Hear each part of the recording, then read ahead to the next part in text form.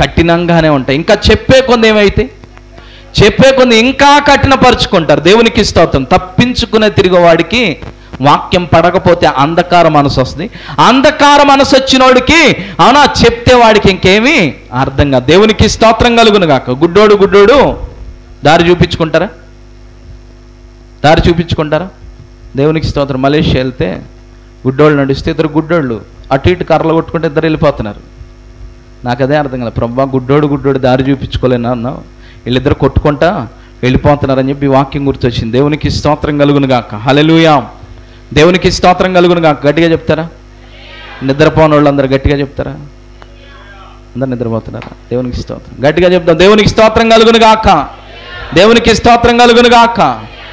నా ప్రాణమా నాలో నీవు ఎందుకో కృంగియున్నావు. నా ప్రాణమా నాలో నీవు ఎందుకో కృంగియున్నావు. యెహోవా యందే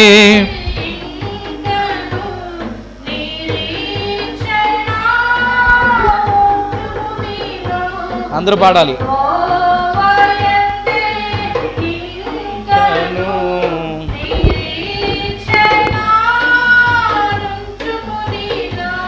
నా ప్రాణమా ఎందుకు మీ మొక్కలు చూస్తేనే కురింగిపోయి ఉన్నారు, అందుకే పాడాలనిపించింది. దేవునికి స్తోత్రం. కొంచెం ఉత్తేజంగా ఉంటే తొందరగా ముగిస్తాను. దేవునికి స్తోత్రం. సమయం అయిపోతుంది, ఒక పాయింట్లోనే అయిపోతుంది. దాదాపుగా 100 పాయింట్లు రాసుకొని వచ్చా. ఒక పాయింట్లోనే ఇంకా ఆల్మోస్ట్ టైం అంతా అయిపోయింది. ముగిద్దాం. దాదాపుగా ముగించడానికి ప్రయత్నం చేస్తాను. కాబట్టి మొదటిదేంటి? అంధకార మనసు. అంధకార మనసు ఎప్పుడైతే ఉంటుందో, రెండోది ఏమైంది? హృదయం. మనసు ఎప్పుడైతే అంధకారం అయిపోయి ఉంటుందో నీ హృదయం ఏమైపోద్ది? కాఠిన్యం. అంతే. నీ హృదయంలో ఇంకా తలుపు లేదు. నీ హృదయంలో మెత్తని మనసు ఉండదు. కాబట్టి అంధకారం అంటే వెలిగించబడలేనటువంటి జీవితం లేదు గనక, లేకపోతే వెలిగించబడినా కూడా వెలుగుమయమైన జీవితంలో నువ్వు లేవు గనక నీవు దీపం ఆరిపోయిద్ది. అవునా? ఆటోమేటిక్గా అంధకారం నీలో ఉంటుంది. అంధకారము నీలో ఉన్నప్పుడు నీ హృదయం ఏం చేస్తుంది? ఇక్కడ ఏదైతే మనసులోకి వస్తో హృదయం కూడా అదే ఆలోచిస్తుంది. హృదయం ఏదైతే చెప్పిద్దో ఈ రెండు కలిసి ఎవరిని డామినేట్ చేస్తాయి? ఆత్మను డామినేట్ చేస్తాయి. ఈ రెండు కలిసి ఆత్మను డామినేట్ చేసినప్పుడు పాదాలు, శరీరము, చేతులు అన్నీ ఏం చేస్తాయి? ఈ మనసు చెప్పిన పాప పనంతా చేసేస్తాయి. ఈ హృదయం ఆలోచించిన క్రూరమంతా చేసేయడానికి. కాబట్టి అందుకే నువ్వు దేవుని వాక్యాన్ని, దేవుని ఆత్మను ఎప్పుడు కూడా తప్పించుకునే విధానంలో ఉండకూడదు. కాబట్టి సార్దీసు సంఘం ఎవరిని తప్పించుకుంటుంది? ఎవరిని తప్పించుకొని తిరుగుతుంది? దేవుని సేవకుణ్ణి, ఆయన ఆత్మ ద్వారా బోధిస్తున్న సంగతులను తప్పించుకొని తిరిగే రకం ఎవరు? ఈ సార్దీసు సంఘం. ఎందుకు తప్పించుకొని తిరుగుతుంది?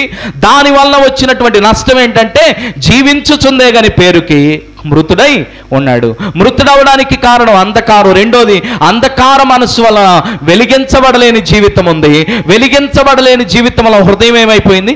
కాఠిన్యం అయిపోయింది. హృదయం కాఠిన్యమైందంటే మెత్తని హృదయం లేదని అర్థం. దేవునికి స్తోత్రం కలుగును గాక. ఏం లేదని అర్థం? మెత్తని హృదయము లేదని అర్థం. దేవుని యొక్క వాక్యము ప్రతిదీ కూడా నీకు కఠినంగా వినబడుతుందంటే నీ హృదయం కఠినంగా ఉందో చెక్ చేసుకో. ప్రతి మాట, ఇది దేవుని యొక్క వాక్యములో నుండి వెలువడే ప్రతి మాట దేని కొరకో తెలుసా? మీరు అనుకుంటారు మిమ్మల్ని మేము వాక్యం అడ్డం పెట్టుకుని తిడతాం అనుకుంటారు. మాకేం పనండి? ఇది డీల్ చేసేది ఎవరు? వారం నుంచి కూర్చుంటే కానీ పొద్దున ఎక్కేంత వరకు ఒక కొలిక్కి రాల నాకు. దేవునికి స్తోత్రం. ఎవరిది ఇది? ఆయనది. అవునా? వినేవాళ్ళకి ఎంతైతే ఇదిగా ఉంటుందో దీన్ని ప్రిపేర్ చేసి తీసుకురావడానికి అంతే మేము నలిగిపోతాం. అక్కడ అంత నలగొడతాడు మమ్మల్ని ప్రభు. దేవునికి ఇస్తాం. అంటే నలగొట్టినోళ్ళు, అవునా, ఇవన్నీ యూట్యూబ్లు అన్నీ చూసుకొని చెప్పేవాళ్ళకి మనం ఏం చెప్పలేము అనుకోండి. అవునా? ఆత్మ ప్రాసెస్లో ఉండేవాడికి ఈ నలగొట్టడం ఇవన్నీ మాకు అనుభవాలు ఉంటాయి. దేవునికి స్తోత్రం కలుగును గాక. కాబట్టి దేవుని యొక్క సన్నిధిలో, దేవుని యొక్క బిడ్డలారా, నీ జీవితంలో నీ వాక్యం వినబడినప్పుడు నీ హృదయం కఠినంగా మారుతుందంటే అర్థం చేసుకో, నీ మనసు ఏమయ్యింది? అంధకారం అయిపోయింది. కాబట్టి నీ మనసు అంధకారమైనప్పుడు హృదయం కాఠిన్యంగా ఉంటుంది. మెత్తని హృదయం నీలో ఉండదు. అందుకే దేవుడు నేలల గురించి చెప్తూ ఏమన్నాడు? నేలల గురించి చెప్తే ఏమన్నాడు? రాళ్ల మధ్యలో పడ్డాయంట. ఏమవుతాయి? అవి ఎదిగి ఫలిస్తాయా? ఫలించవు. కాబట్టి సార్దీస్ సంఘము జీవించుచున్నానని పేరుకే ఉంది, కానీ మృతుడై ఉండడానికి గల కారణం ఏంటో తెలుసా? రాతి హృదయం ఉండటం వలన దేవుని ఆత్మ, దేవుని సేవకుడు విత్తేటువంటి వాక్యం వారిలో ఫలించాల. ఈరోజు అనేక మంది జీవితాల్లో వాక్యము ఫలించకపోవడానికి గల కారణం ఏంటో తెలుసా? వాక్యం వారి జీవితాల్లో కార్యం చేయకపోవడానికి గల కారణం ఏంటో తెలుసా? మెత్తని హృదయం లేదు, మంచి నేల లేదు, కాఠిన్యమైన నేలగా హృదయం ఉంది కనుక అసలే ఈ హృదయం ఏంటి? అసలే మోసకరమైంది. ఈ మోసకరమైంది కాస్త అంధకార మనసు తోడైందంటే ఏమైంది? కఠినం అయిపోయింది. కఠినం కాస్త విత్తనం పడుతుంది, కానీ విత్తనం ఏమవుతుంది?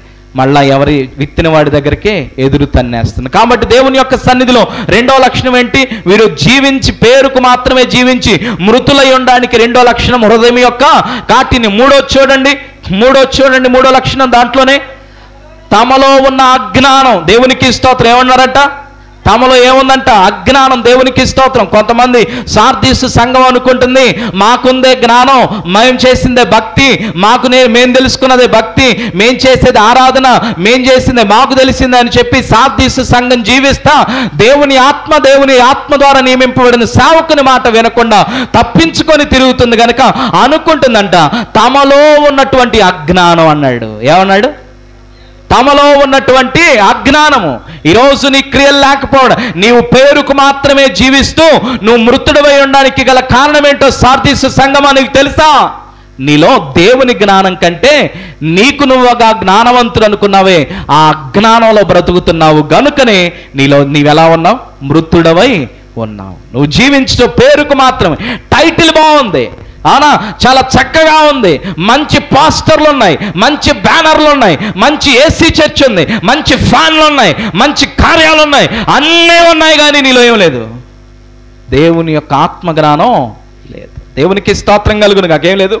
ఆత్మజ్ఞానం లేదు. మీలో ఆత్మజ్ఞానం లేనప్పుడు ఏ జ్ఞానం ఉంటుంది? ఏ జ్ఞానం ఉంటుంది? అజ్ఞానమే ఉంటుంది. దేవునికి స్తోత్రం కలుగును గాక. వాక్యానుసారమైనటువంటి జ్ఞానము, దేవుని జ్ఞానము, దేవుని ఆత్మ ద్వారా నింపబడే జ్ఞానము, దేవుని ఆత్మ ద్వారా బోధించబడే జ్ఞానము సగటు విశ్వాసుల సంఘములో లేనప్పుడు ఏం పనిచేస్తుందో తెలుసా? అజ్ఞానమే పనిచేస్తుంది. దేవునికి స్తోత్రం కలుగును గాక. అజ్ఞానం ఉందంట. కాబట్టి వీళ్ళు ఏమై ఉన్నారు? ఒకటి అంధకార మనస్సు, రెండవది హృదయ కాఠిన్యము, మూడవది అజ్ఞానము, నాలుగవది దేవుని జీవంలో నుండి ఏమైపోయారంట? వేరుపరచబడ్డారంట. దేవునికి స్తోత్రం. ఏ జీవంలో నుండి? సార్దీస్ సంఘానికి అదే జ్ఞాపకం చేస్తున్నాడు ప్రభు. నువ్వు తప్పించుకొని తిరగడం వల్ల ఏం జరిగింది తెలుసా? సార్దీస్ సంఘమా, నీలో నుండి నా జీవము నా జీవము తీసివేయబడింది, లేదా నీవు నా జీవంలో నుండి ఏమైపోయావు? వేరైపోయావు. దేవునికి స్తోత్రం కలుగును గాక. నీ జీవంతో నువ్వు దేవుని కొరకు జీవించటం వేరు, దేవుని జీవంతో దేవుని కొరకు జీవించటం వేరు. దేవునికి స్తోత్రం. అందుకే ప్రభు ఏమన్నాడు? అపవాది వచ్చి ఈ రాళ్ళన్నీ రొట్టెలు చేసుకొని తినొచ్చు కదా, మనుష్య కుమారుడు కదా, నువ్వు దేవుని అద్వితీయ కుమారుడు కదా అంటే ప్రభు మాట సెలవిచ్చాడేమని అందరూ చెప్పాలి. అందరూ మనుషుడు రొట్టె వల్ల మాత్రమే కాదు, కానీ దేవుని నోట నుండి వచ్చే ప్రతి మాట వల్ల. అంటే నీ జీవం ఏమై ఉంది?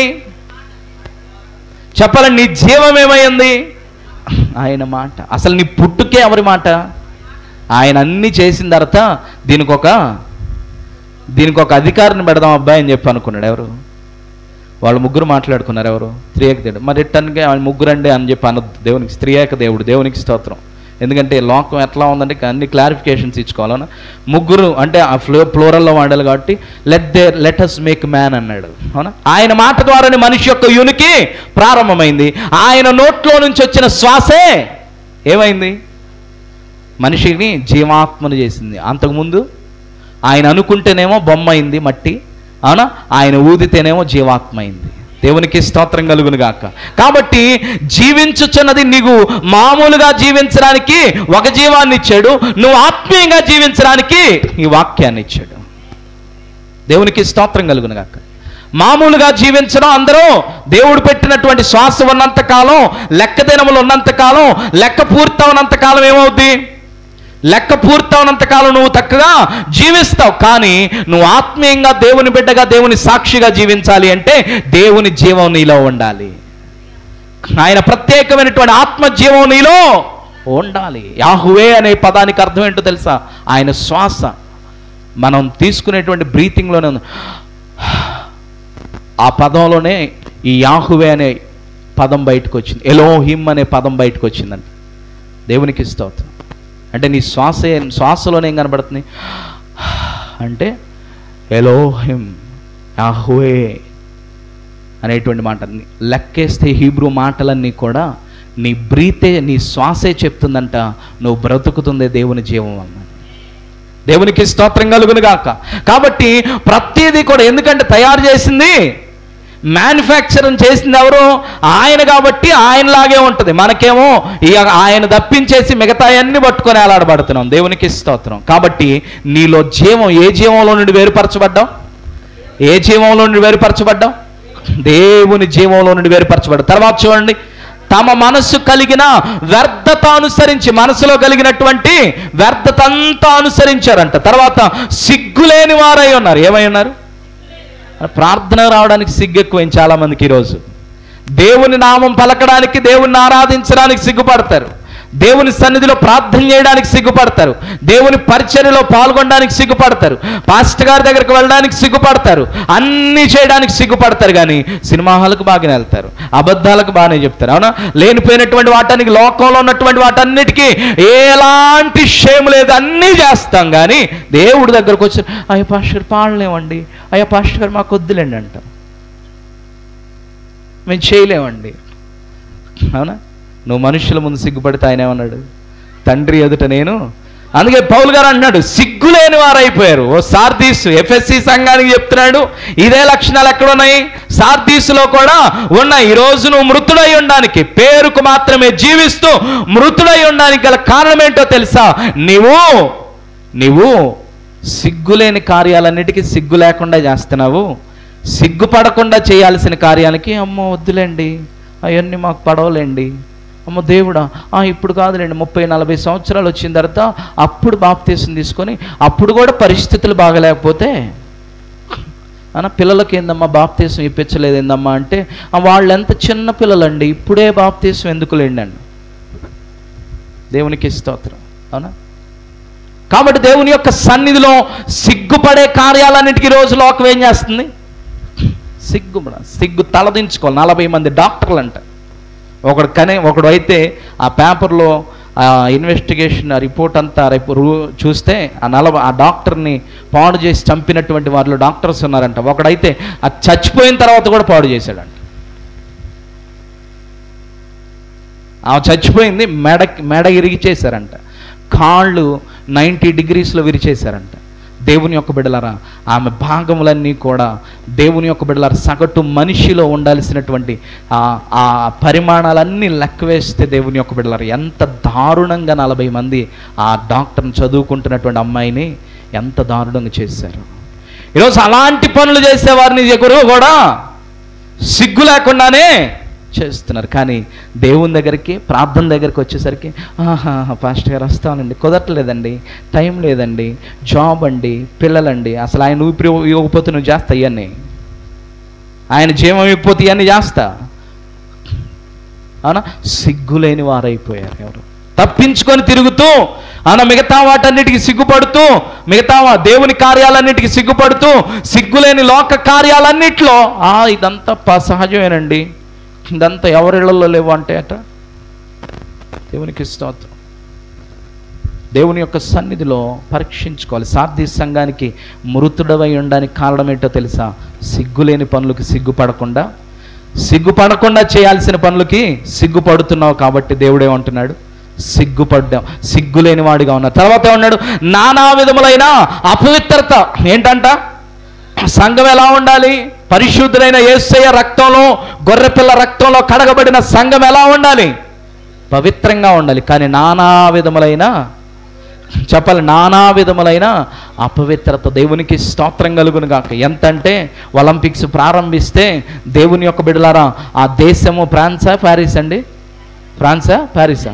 ప్యారిస్లో ప్రారంభిస్తే యేసు ప్రభు వారి యొక్క బల్లారాధన ఫోటో ఉంది కదా, దాన్ని ఆధారం చేసుకొని ఎక్కిరిస్తూ ఇది చేస్తే అందుకు ఆడడానికి వచ్చినటువంటి ఆఫ్రికన్ ప్లేయర్స్, అందులో ఆడడానికి వచ్చినటువంటి అమెరికా ప్లేయర్స్, అందులో ఆడడానికి వచ్చినటువంటి వారందరూ ఏం చేశారు తెలుసా?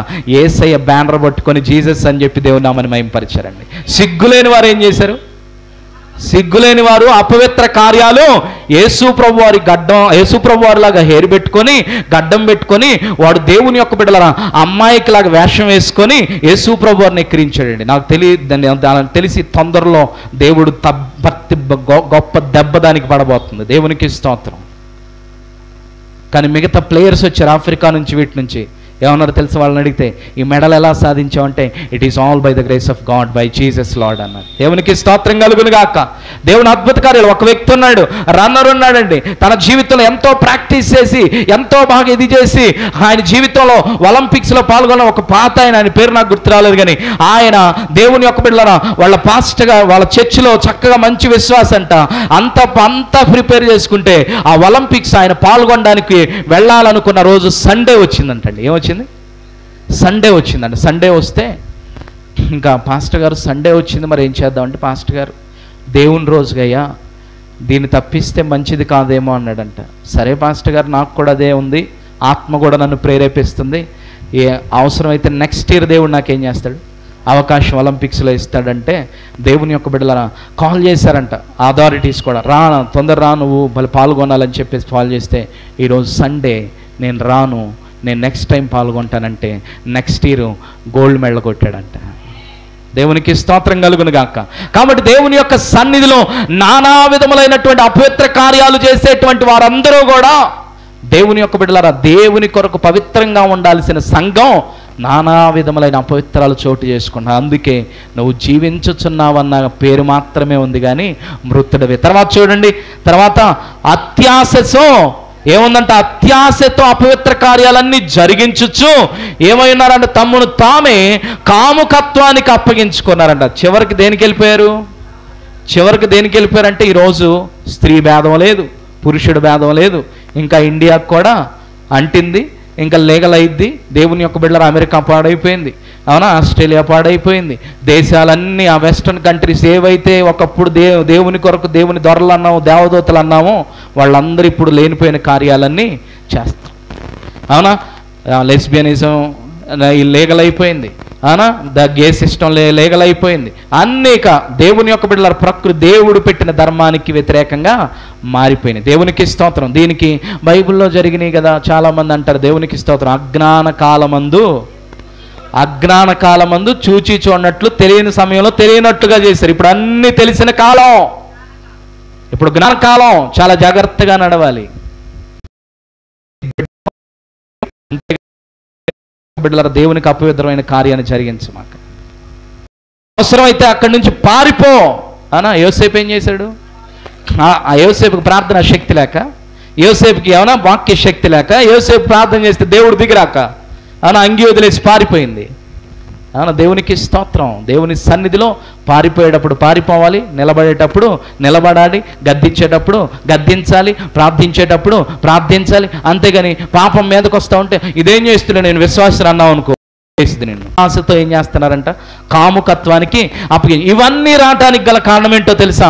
దేవుని భయం కంటే మనుషుల భయం ఎక్కువైపోయింది. అలాగే ఇవన్నీ రావటానికి దేవునితో సత్సంబంధం కలిగి ఉండడం కంటే మనుషులతో సంబంధాలు ఎక్కువైపోయినాయి. ఇవన్నీ రావడానికి గల కారణం ఏంటో తెలుసా?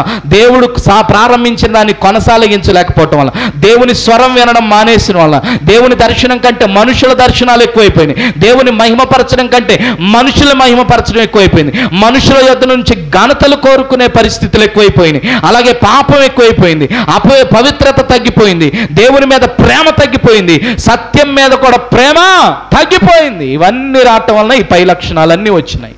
అందుకే రోమాపత్రికలో పౌలు గారు అంటున్నాడు, రోమాపత్రికలో మీరు దేవుని యొక్క చతుష్పాద జంతువుల మహిమగా ఎలా మార్చారంటండి? చతుష్పాద జంతువుల యొక్క మహిమగా మార్చి ఉన్నారు. కనుకనే మీ జీవితాల్లో మీరేమైపోయి ఉన్నారు? మీ జీవితాల్లో మీరేమైపోయి ఉన్నారు చెప్పాలండి? మీరు జీవించుచున్నామన్న పేరుకే గాని మృతులై ఉన్నారు. దేవునికి స్తోత్రం కలుగును గాక. కాబట్టి ఇవన్నీ ఆ జీవితం రావడానికి ఇవన్నీ కారణం. ఇవన్నీ రావడానికి రోమాపత్రికలో పౌలు గారు రోమా సంఘానికి చెప్పిన క్లారిఫికేషన్ ఇంటికి వెళ్ళి చదువుకోండి. ఆయన అంటున్నాడు, మీరందరూ ఏం చేశారు తెలుసా? భయంకరమైన పనులు చేశారు. దేవుని యొక్క మహిమను ఎలా మార్చారంటే చతుష్పాద జంతువుల యొక్క మహిమగా మార్చారు. అంటే 4 కాళ్ళు కలిగిన జీవులు ఏం చేస్తాయి? 4 కాళ్ళు కలిగిన జీవులు ఉన్నాయి కదా, అవి ఏం చేస్తాయి? మన ఇంట్లో బఫెలోస్ అవి చూస్తున్నారా బజార్లో? అట్లు మేత వేసాం అనుకోండి, ఏం చేస్తాయి? తినడానికి ఏం చేస్తావు? ఫుడ్ పెడతావు. అవి ఏం చేస్తాయి? ఆకలి అయినంతసేపు ఏం చేస్తాయి? తింటాయి. తిన్న తర్వాత తిన్న ఆహారాన్ని ఏం చేస్తాయి? దానికి తెలియదు, అది పశువు, అవునా? తిన్న ఆహారాన్ని ఏం చేస్తాయి? మళ్ళీ రోతగా తొక్కి పడేస్తాయి. పౌలు గారు వాడినటువంటి ఫ్రేజ్ ఏంటో తెలుసా? నువ్వు అవసరమైనంతసేపు ఏమో తింటున్నావు, అవసరం లేని సమయంలో ఏం చేస్తున్నావు? తొక్కి పడేస్తావు. అది చతుష్పాద జంతువుల మహిమకు మార్చేసే ఎవరిని? దేవుని యొక్క మహిమను. కాబట్టి జీవించాలంటే ఇవన్నీ మనలో పోవాలి. నిజంగా క్రియలు కలిగి నీవు జీవించుచు నీవు సజీవంగా ఉండాలి అంటే సార్దీసు సంఘంలాగా తప్పించుకునేవాడవైతే అలాంటివి దొరకవు. కాబట్టి ఏమంటున్నాడంటే దేవుని యొక్క బిడ్డలారా, నీవు ఈ స్థితికి రావడానికి ఎఫ్ఎస్సి కారణం. ఎఫ్ఎస్సిలో చెప్పబడిన లక్షణాలు అయితే ఇవన్నీ నీలోకి రావడానికి గల కారణాలు ఏంటో తెలుసా? నీవు రోమీయులకు రాసినటువంటి దేవుని మహిమను చతుష్పాద జంతువుల యొక్క మహిమగా మార్చినందుకు. కాబట్టి ఇవన్నీ పోవాలంటే, ఇవన్నీ పోవాలి అంటే ఆ ఎఫ్ఎస్సి పత్రిక 23వ వచనం నుండి చదవండి. 23వ వచనం నుండి చదువుకొని ముగించుకుందాం. ఇవన్నీ పోవాలి అంటే నీ చిత్తవృత్తి అందు ఏమండి ఏం పరచబడాలి? నువ్వు ఈ స్థితిలో నుండి మరలా జీవించే స్థాయిలోకి రావాలి అంటే ప్రియ సంగమా ఏం చేయాలి తెలుసా? ఏం చేయాలి? నీవు నూతన పరచబడాలి. ఏం చేయబడాలి? నూతన పరచబడాలి. తర్వాత నీతియు యథార్థమైనటువంటి భక్తి కలిగి. ఏం భక్తి రావాలంట? ఏమండి? నూతన పరచబడాలి. అందరూ చెప్పండి, నూతన పరచబడాలి.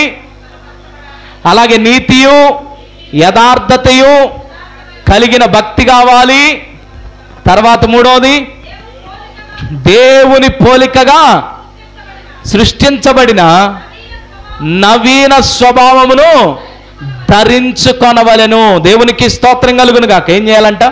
నూతన సృష్టిగా మారి నీతియు యథార్థత కలిగిన భక్తి చేస్తూ దేవుని పోలికలో సృష్టించబడిన నవీన స్వభావం ధరించుకోవాలి. దేవునికి స్తోత్రం కలుగును గాక. నవీన స్వభావం ధరించుకోవాలి. ఈ నవీన ఇది జరగాలి అంటే మళ్ళీ కింద నుంచి 32వ వచనం దాకా కొన్ని లక్షణాలు చెప్పాడు. ఏం చెప్పాడంటే అబద్ధాలు ఆడకూడదు, ఒకళ్ళొకళ్ళు సత్యం చెప్పుకోవాలి, అపవాదికి చోటు వేయకూడదు, కోపం ఉండకూడదు, క్రోధం ఉండకూడదు అని దాదాపుగా 25 లక్షణాలు చెప్పాడు. ఎన్ని లక్షణాలు? 25 లక్షణాలు చెప్పాడు. ఆ లక్షణాలన్నీ తీసేసుకుంటే ఈ నవీన స్వభావం కలిగి ఉంటే అప్పుడు నీ క్రియలతో పాటు నువ్వు ఎలా ఉంటావు? జీవించేవాడవై ఉంటావు. కాబట్టి దేవుని యొక్క సన్నిధిలో జీవించుచున్నానన్న పేరొద్దు కానీ జీవించుచు బ్రతికుండాలి. ఎవరికి? దేవునికి బ్రతికుండాలి. అట్టి దీవెన, అట్టి నవీన స్వభావాన్ని దేవుడు మనకు అనుగ్రహించునుగాక. ఆమేన్. చిన్న ప్రార్థన. వందనాలు. విన్న వాక్యాన్ని మాలో ఫలింపు చేయండి. సార్దీసు సంఘములు తప్పించుకుంటే ప్రభా అయా జీవించుచున్నామన్న పేరే ఉంటుంది కానీ మృతులమైపోతాం కనుక క్షమించి మన్నించి అయా మృతులం ఎందుకు అయ్యామో చెప్పారు ప్రభా. అలాగే ఆ లక్షణాలు మాలో ఎందుకు వచ్చాయో చెప్పారు నా తండ్రి. అలాగే వీటన్నిటి నుంచి బయటపడాలి అంటే ఏం చేయాలో చెప్పారు. ఆ ప్రకారం మేము చేసి సార్దీసు సంఘం వలె కాక నీ సన్నిధిలో నీ ప్రేమలో నిరంతరం జీవించే కృపా భాగ్యం మాకు దాయిచ్చేయమని, అయ్యా నీ కొరకు సజీవులంగా జీవించే కృపను దాయిచ్చేయమని, మృతమైనటువంటి వాటిని యేసునామములో మాలో లయపరచమని, సంపూర్ణ ఆరోగ్యాలు దాయిచేసి నడిపించుకోమని యేసులు అడిగి పొంది ఉన్నాం పరమ తండ్రి. ఆమేన్. ఈ సమయమందు పరిచారకులు వచ్చి పాట పాడుచూ ఉండగా కానుకలు స్వీకరించవలసిందిగా ప్రభు పేరిట మనవి చేస్తూ ఉన్నాం.